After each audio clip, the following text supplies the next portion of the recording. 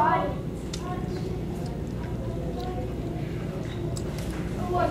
give you some. See, I'm not going to give you anything anymore.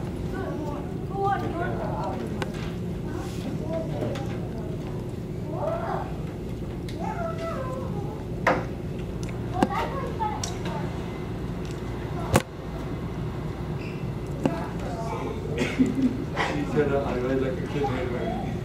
She said I wrote like a kid handwriting.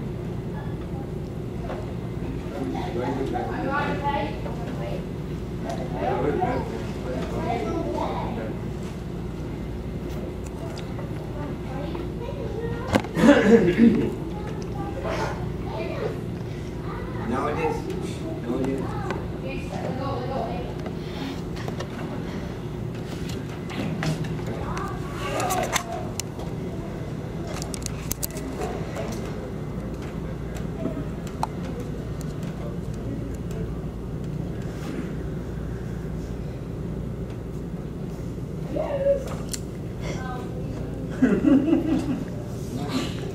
She said I told her I was left hand writing.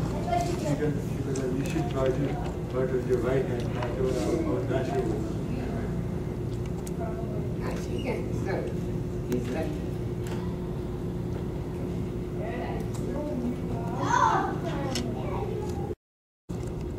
Today, we're going to talk about a journey. A journey all of us are going to take. We are all going to take this journey. When? We don't know.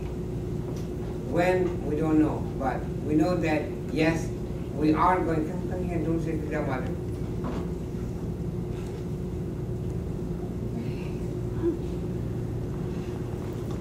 When we are going to take the journey, we don't know. But what we do know is that we are all going to take this journey. So let me tell you a little bit about this journey. This journey begins when people think that their life has finished. When a man dies at that time, people think he's dead, gone, finished. He's not. It begins the real journey of life. His life really begins. There is the angel of death called the Malak al-Maut. It's also called Israel, but it's called Malak al-Maut, the angel of death. Malak al-Maut, the angel of death. He comes and he visits the person at a proper time, exact time. When he comes, you can see him with your own eyes. Just as you are seeing each other now with your own eyes, you can see. And as soon as a person sees him, the person gets paralyzed. You can't move your arm, you can't move your leg, you cannot talk, but you can still see, even though your eyes are closed. His job is, he takes the soul outside the body. He takes the soul out of the body. He takes the soul out of the body. Now the body is there, he's holding the soul. You can see. You can see. Whatever is around there in the room, you can see. The people can't see you, but you can see. You can talk to them, but they can't hear you. When they talk, you can hear. You can see exactly like this, and you can hear, but you cannot talk to them. You talk to them, they won't hear you. So then, the person is taken, and his body is washed, and then he's covered in a white cloth, and this soul, the angel is holding the soul in his hand. is holding the soul in his hand. The body is there, the soul is here, away. Then he can see everything, but he cannot talk. Until the person is taken to the cemetery, graveyard. There the grave is ready, and the body is lowered into the grave. The soul is kept outside. The soul is kept outside. It doesn't go in the grave until they put the earth back on and it becomes flat. When the grave becomes flat, at that time the soul is pushed back in. The soul is put back in. As soon as the soul is put back in, the person comes alive like he was in the world. Just like this. So he comes alive, he wants to get up, wants to wake up, the whole thing opens out, the grave, and he sees an empty space. And then in this empty space, he suddenly sees a ladder. A ladder. That ladder is coming down from the sky. So he's interested, he looks at the ladder. And from the ladder come down two people. Two people come down from this ladder. These two people are, one is called Bashir, one is called Bashir, and the other one is called Mubashir.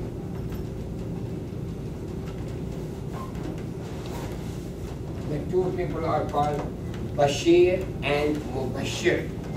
They are very handsome people.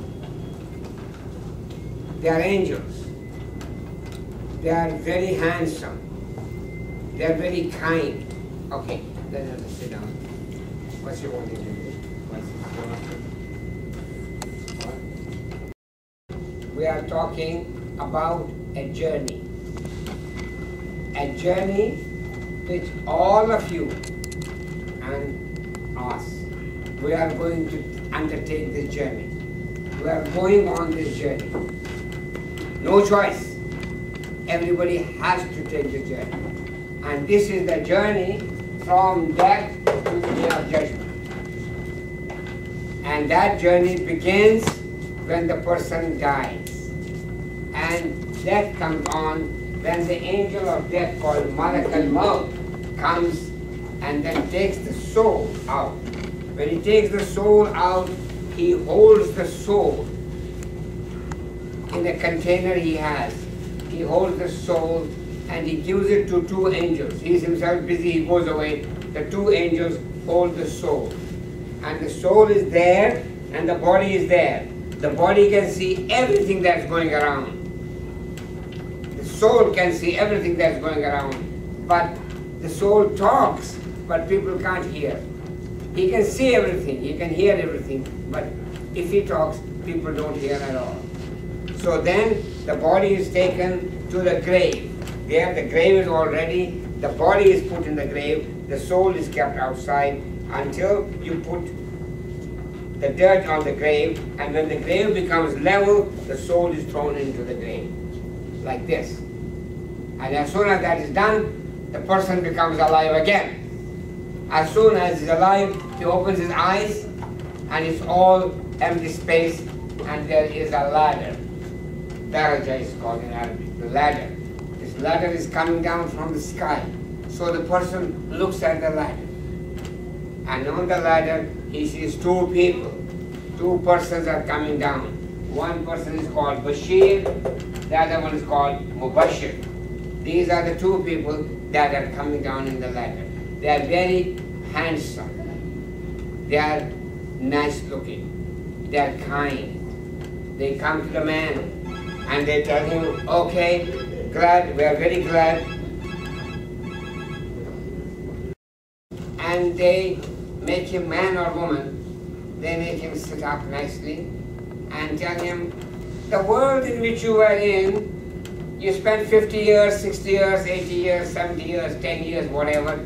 That was all false. The true world has come now. You're going to now live a long life. So don't worry, say everything is going to be okay. They make him comfortable and he feels very, very happy. But as soon as they make him comfortable, they disappear. He looks, where are they gone? Then he sees two other people coming from the ladder. Two people coming. One is called Nakir. Nakir. And the other is called Munkar.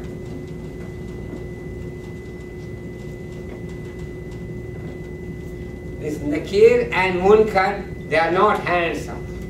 They are not kind. They are very serious type. They mean business. And they come down, they come straight to the man. And they look at him and they say, Man Rabbuka. That's the first question they ask. They ask him, Man Rabbuka. What that means, who is your Rabb? Who is your Lord? Who is your Rabb? Rabb is Lord. Man Rabbuka, that's the first question they ask. Then, the second question they ask is, Ma Dinuka, what is your religion? What is your religion that you follow? And then they ask, Waman Nabiyuka, who is your prophet? Who is your prophet?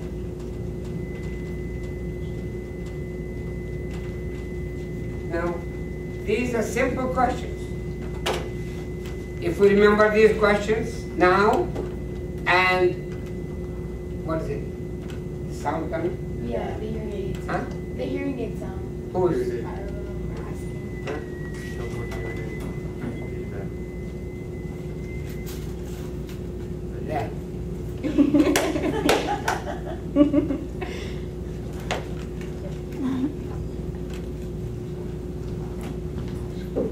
These are three very simple questions. Now you will say, okay, these are simple questions. I'm going to memorize the answers. I'll tell the answers. It doesn't work that way. Because when in your life you have something to do, you have to dress. Now your Rabb, your deen, tells you to dress in a particular way.